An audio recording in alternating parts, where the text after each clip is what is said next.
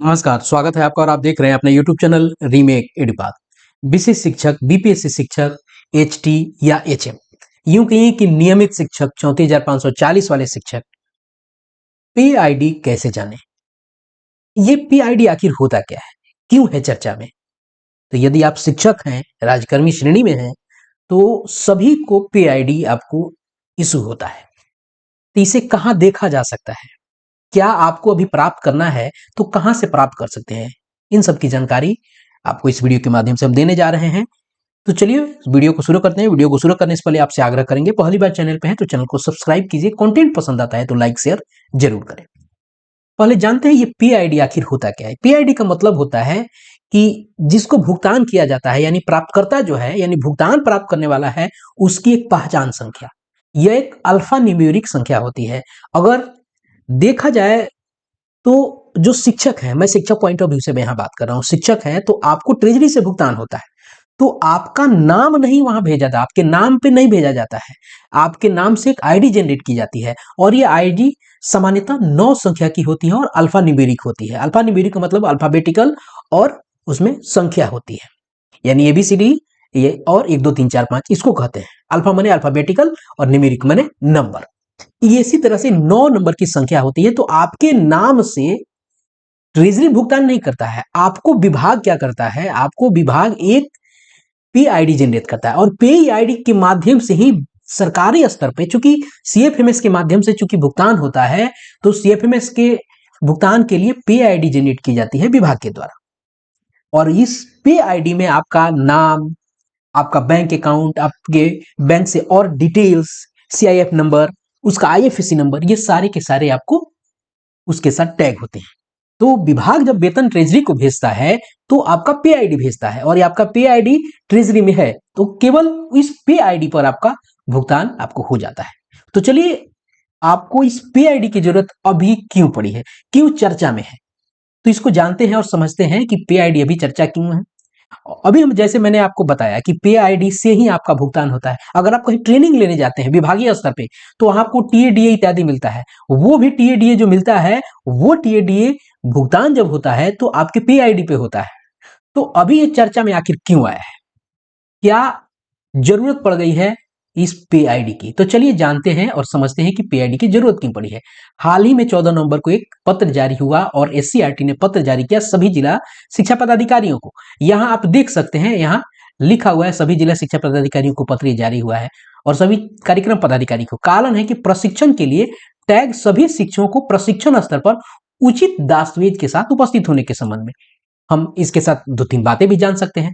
अब देखते हैं कि आखिर ये क्या चीज है जो कही गई है। अब चलिए हम बताते हैं आपको। यहाँ कहा गया है कि उपर्युक्त विषय के संबंध में अंकित करना है कि राज्य शिक्षा शोध एवं प्रशिक्षण परिषद पटना द्वारा सभी अध्यापक प्रशिक्षण संस्थानों में राज्य के सरकारी विद्यालयों में कार्यरत सभी शिक्षकों का सेवाकालीन प्रशिक्षण निरंतर संचालित है। डाइट बैट में हो रहा है, एससीईआरटी में बुलाया जा रहा है, बिपाड में बुलाया जा रहा है लोगों को ट्रेनिंग के लिए।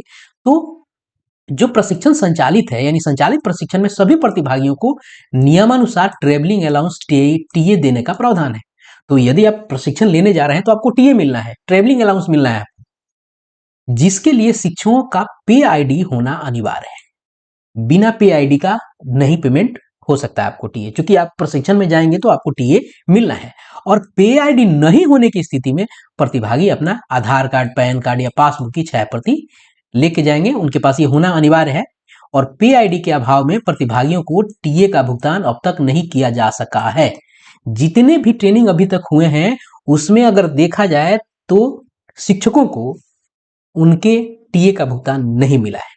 अब टीए का भुगतान चूंकि मिला नहीं है, क्यों? क्योंकि पे आईडी आपको उनके पास नहीं हुआ है, तो पे आईडी जनरेट नहीं है। तो पे आईडी के लिए आधार कार्ड, पैन कार्ड और पासबुक आपको ले जाना है। अब ये पे आईडी, आखिर आपका पे आईडी क्या है, इसे आप कैसे जानेंगे? क्योंकि आपका भुगतान ट्रेजरी से हो रहा है। अगर आप देख रहे हैं यदि आपको अधिक पेमेंट आ जाता है तो वो भी आप भुगतान करते हैं बीटीसी फॉर्म भर के। आपको जो एरियर भेजा जाता है वो भी इसी व्यवस्था के साथ भेजा जाता है। सारी व्यवस्था आके आपको टिकी है पे आईडी पर। अब चलिए, पे आईडी को आप कहां से देख सकते हैं, क्या वहां अभी उपलब्ध है? अभी आपको पे आईडी की जरूरत पड़ेगी तो आप कैसे उसे प्राप्त कर सकते हैं? तो चलिए इन सारी बातों का जिक्र हम देखते हैं और जानते हैं कि कैसे इसे प्राप्त किया जा सकता है। अभी आपको करना क्या होगा कि एचआरएमएस की वेबसाइट पे जाइए। एचआरएमएस के जब वेबसाइट पे जाएंगे, एचआरएमएस की वेबसाइट के जाने के बाद आप वहां जाइए और लॉगिन कीजिए। वहां लॉगिन पेज आपका मिलेगा, आपको लॉगिन आईडी डालिए, पासवर्ड डालिए, कैप्चा डालिए और लॉगिन हो जाइए। जब लॉगिन हो जाइएगा तो वहां आप अपने डैशबोर्ड पे जाइएगा। जब यहाँ डैशबोर्ड पे आइएगा तो आपको कई सारे इंफॉर्मेशन आपको यहाँ मिलेंगे। तो आपको यहाँ क्या करना है, रिपोर्ट वाले पे क्लिक करना है। जैसे रिपोर्ट पे क्लिक करेंगे आपको दिखेगा यहाँ सैलरी स्लिप। अब आप सैलरी स्लिप पे क्लिक कीजिए। जैसे सैलरी स्लिप पे क्लिक कीजिएगा आपको ईयर मंथ होगा, आप इसमें से किसी भी ईयर मंथ को आप चूज कर सकते हैं, जो भी आपके इच्छा में है।